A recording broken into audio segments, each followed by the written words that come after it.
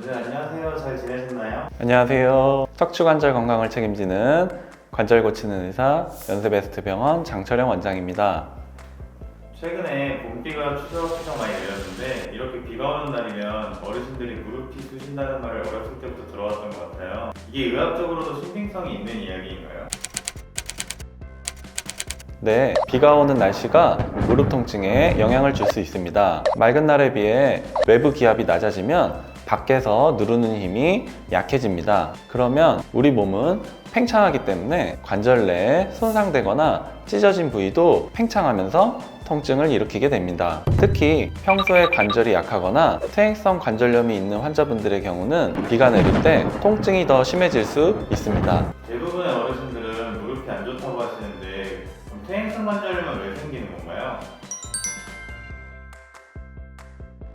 우리 몸은 나이가 들면 자주 사용하는 부위부터 고장나기 시작하는데 대표적인 부위가 바로 무릎 관절입니다. 특히 무릎은 태생적으로 안쪽에 70%, 바깥쪽에 30%의 체중이 실리기 때문에 안쪽에 과부하가 걸리며 우리나라는 아직 맨바닥에서 생활하는 좌식 생활 습관으로 인해 과도한 무릎의 굽힘으로 인해 무릎뼈 사이에 완충 역할을 하는 도가니 연골을 닳게 결국 뼈끼리 부딪히는 관절염을 유발하게 됩니다. 자식 생활이 무릎엔 안 좋은 거였군요. 그렇다면 치료법은 무엇이 있을까요?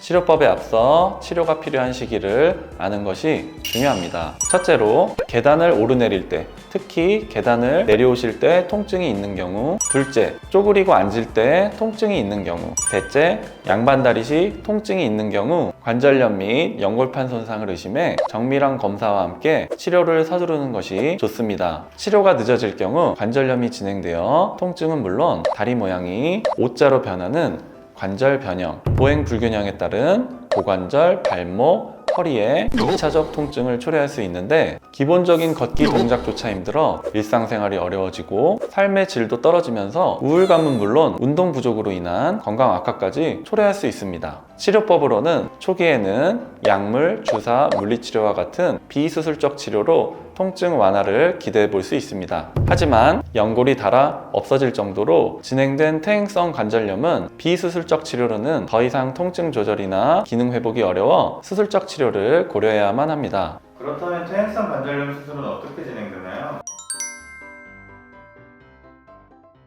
나이가 70세 미만이시고 다리가 O자 변형이 있는 경우에는 O자 다리 교정술과 함께 줄기세포 시술로 내 무릎을 보존하는 것도 가능합니다. 하지만 나이가 70세 이상이시거나 무릎 관절염이 3, 4기 정도로 많이 진행된 경우에는 인공관절 수술을 고려해봐야 할 수 있습니다. 인공관절이라니 엄청 큰 수술인 것 같아 부담감이 좀 앞서네요. PD님과 같이 걱정을 하시는 환자분들이 많으실 텐데요. 부담감은 접어서 내려놓으셔도 좋을 것 같습니다. 전통적인 인공관절 수술의 경우 미리 그린 설계도로 수술을 진행하기 때문에 수술 진행 과정에서 일정 부분 오차의 발생이 불가피해 인공관절의 삐뚤어짐이나 이로 인한 수명 단축 등 부작용이 발생할 수 있었습니다. 하지만 최근에는 기술의 발전으로 컴퓨터 내비게이션 인공관절 수술을 통해 최적의 맞춤형 설계도 제작이 가능해졌으며 차량 내비게이션처럼 수술 진행 상황이 설계 도면대로 진행되고 있는지 실시간으로 오차 여부를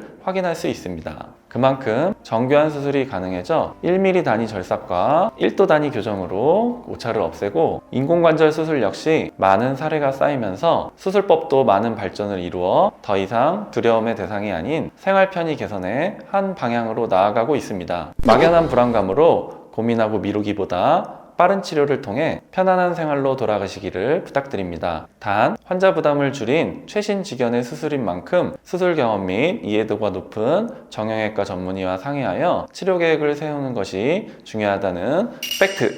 반드시 기억해 주시길 바라며 이상 관절 고치는 의사 연세베스트병원 장철영 원장이었습니다. 무릎 퇴행성 관절염 수술은 단순한 치료가 아닙니다. 과학입니다.